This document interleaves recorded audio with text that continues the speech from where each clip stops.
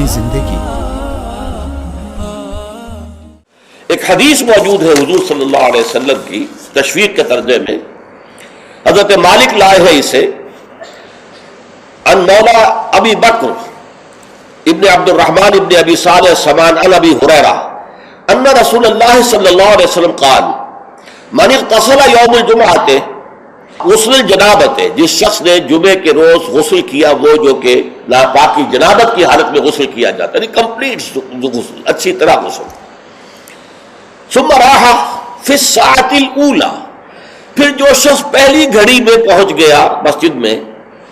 فکأنما قرب بدنۃ من،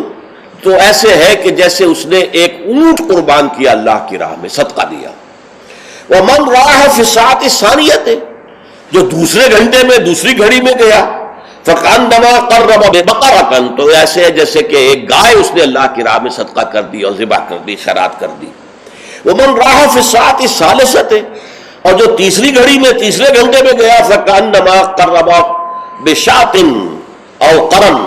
پھر یہ اس کے برابر ہوگا کہ گویا کہ کسی نے ایک بکری اللہ کی راہ میں ذبح کر دی، صدقہ کر دی، یا کوئی میڈھا کر دیا۔ ومن راح فی الساعۃ السابعۃ، اور جو گیا چوتھے گھنٹے میں چوتھی گھڑی میں، فکأنما قرب دجاجۃ، تو یہ اس کے برابر ہے کہ گویا کہ اس نے ایک مرغی جو ہے اللہ کی راہ میں دے دی، خیرات کر دی۔ ومن راح فی الساعۃ الخامسۃ، اور جو پانچویں ساعت میں گیا، فکأنما قرب بیضۃ، تو وہ ایسے ہے گویا کہ اس نے ایک انڈا اللہ کی راہ میں خیرات کر دیا۔ فإذا خرج الامام، تو جب امام نکل آئے، حضرت الملائکہ یسمعون الذکر، تو اب فرشتے، ایک اور روایت میں الفاظ آئے ہیں جو فرشتے بیٹھے ہوتے ہیں حاضری درج کرنے کے لیے، فلاں آ گیا، فلاں آ گیا، یہ چوتھی ساتھ میں آیا، یہ تیسری میں آیا، یہ دوسری میں آیا، یہ پانچویں میں آیا، تو فرشتے اپنے وہ رجسٹر بند کر کے، اور وہ خود الذکر، یعنی وہ جو امام اور خطبہ دیتا ہے وہ الذکر ہے، اس خطبے کی طرف وہ ہمتن متوجہ ہو جاتے ہیں۔ چنانچہ ایک تو یہ بات جان لیجئے کہ اس کے بارے میں امام الہند حضرت شاہ ولی اللہ دہلوی رحمۃ اللہ علیہ کی رائے ہے کہ اس سے مراد یہ نہیں ہے کہ فجر کی نماز کے بعد طلوع آفتاب کے بعد پہلا گھنٹہ، پھر اس کے بعد دوسرا، پھر اس کا تیسرا، پھر اس کا چوتھا، پانچواں، بلکہ یہ زوال کے بعد سے خفیف ساعات ہے، یعنی زوال سے وقت شروع ہوا، سورج جو ہے وہ نصف النہار سے ذرا ڈھلکا لدنو کی شمس، تو اس کے ساتھ جمعے کا وقت شروع ہو گیا، تو اس وقت سے پہلی ساعت، دوسری ساعت، گویا کہ یہاں ساعت سے مراد گھنٹہ نہیں ہے بلکہ کوئی اور لطیف قسم کا پیمانہ وقت کا ہے۔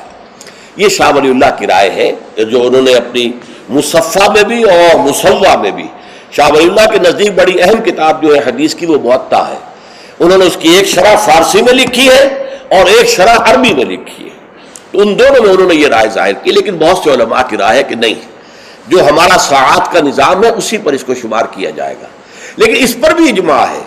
کہ جو اس کے بعد بھی آتا ہے جمعہ تو اس کا بھی ہو جائے گا، جمعے کی فضیلت سے اسے کوئی حصہ نہیں ملے گا، جمعے کی برکات سے اسے کوئی حصہ نہیں ملے گا،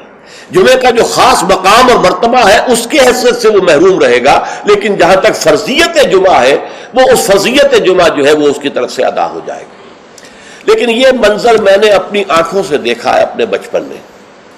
اور وہ یہ سرسا ایک جگہ تھی، وہ تحصیل تھی ضلع حصار کی، وہاں میری بسم اللہ ہوئی، پھر وہ نورانی قاعدے سے ہماری تعلیم شروع ہوئی، تو جس مسجد میں یہ سارا کام ہو رہا تھا بڑے مرکزی مقام پر وہ مسجد تھی، کبھی کبھی اب بھی مجھے خواب میں وہ مسجد آتی ہے، اور اس مسجد میں جمعے کے دن میری اپنی جو مشاہدے کی بات ہے کہ یوں سمجھیے اشراق کے بعد سے لوگوں کی آمد شروع ہو جاتی تھی، اور دیہات سے لوگ آیا کرتے تھے، وہاں ایک خاص قوم تھی، غالباً وہ ارائی تھے، اس علاقے کے ارائیوں کو وہ پچادے کہتے تھے، جیسے کہ راجپوتوں کو رانگڑ کہا جاتا ہے، لیکن یہ کہ وہ لوگ آتے تھے اونٹوں پر سوار ہو کر، آس پاس صحرا کا علاقہ تھا، سفید کپڑے، سفید کرتے، سفید ان کے تہبند اور سفید ان کے صافے، اونٹوں کے اوپر سوار چلے آ رہے چلے آ رہے چلے آ رہے، اس لیے کہ دیہات میں جمعہ نہیں ہوتا، اور اس وقت اس پر سختی کے ساتھ عمل ہوتا تھا کہ اصل میں جمعہ جو ہے وہ شہر میں ہے، تو وہ آتے تھے اور مسجد جو ہے وہ صبح ہی سے بھر جاتی تھی، کہیں ایک جگہ کوئی شخص کھڑا واز کہہ رہا ہے، کچھ لوگ اس کے گرد جمع ہے، کہیں کوئی شخص بیٹھے ہوئے قرآن خود ہی پڑھ رہا ہے، کوئی نوافل پڑھ رہا ہے، یہ نقشہ میں نے اپنی آنکھ سے دیکھا ہے، بچپن کا یہ نقشہ۔ اب وہ معاملہ ختم ہو گیا، بالکل ختم ہو گیا۔ اب تو بھاگ دوڑ کر کے جو ہے وہ لوگ جمعے میں پہنچتے بھی اس وقت ہیں جبکہ وہ عربی کا خطبہ شروع ہونے والا ہو،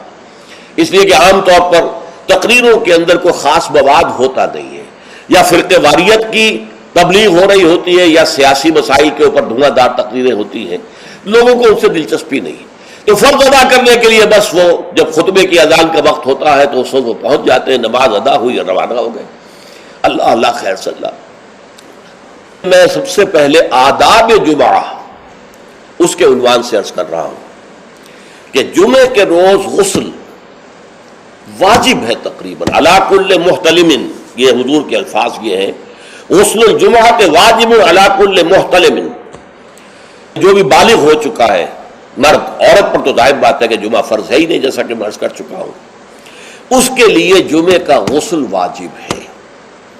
اور اندازہ یہ ہوتا ہے، میں یقین سے تو نہیں کہہ سکتا، کہ جیسے ہی جمعے کے لیے روانگی ہو اس وقت غسل کیا جائے۔ پھر حضور نے یہ بھی فرمایا ہے کہ اچھے کپڑے پہن کر جاؤ، دھلے ہوئے کپڑے پہن کر جاؤ۔ آپ نے فرمایا کہ کیا تم میں سے کسی شخص کے لیے یہ ممکن نہیں ہے کہ اپنے جو محنت کے کپڑے ہوتے ہیں، محنت یعنی جب کہ مشقت کرتا ہے، ایک لوہار بیٹھا ہوا ہے اور وہ بھٹی کے سامنے بیٹھ کر کام کر رہا ہے تو پسینے آئیں گے اس سے، کپڑوں میں بدبو ہو جائے گی پسینے کی، پھر اس کے اوپر سیاہ داغ پڑے ہوں گے، میلے ہوں گے،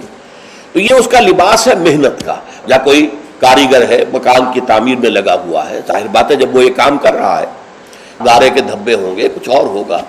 تو حضور نے فرمایا کیا ممکن نہیں ہے تم میں سے کسی کے لیے کہ ایک علیحدہ سے جوڑا جمعے کے لیے رکھ لو، وہ جمعے ہی کے صرف استعمال کیا کرو، وہ تمہارے محنت کے کپڑے نہ ہوں کہ جن میں تم محنت اور مشقت کرتے ہو، بلکہ وہ علیحدہ سے ایک جوڑا ہو، اس کو فراہم کر کے رکھ لو۔ پھر یہ بھی فرمایا گیا کہ تیل لگاؤ، بالوں کے اندر تیل لگاؤ، دہن، اور یہ بھی فرمایا گیا کہ کوئی خوشبو ہے تو خوشبو لگاؤ۔ وہ سب کس لیے کہ جو ماحول ہو جمعے کا وہ معطر ماحول ہو،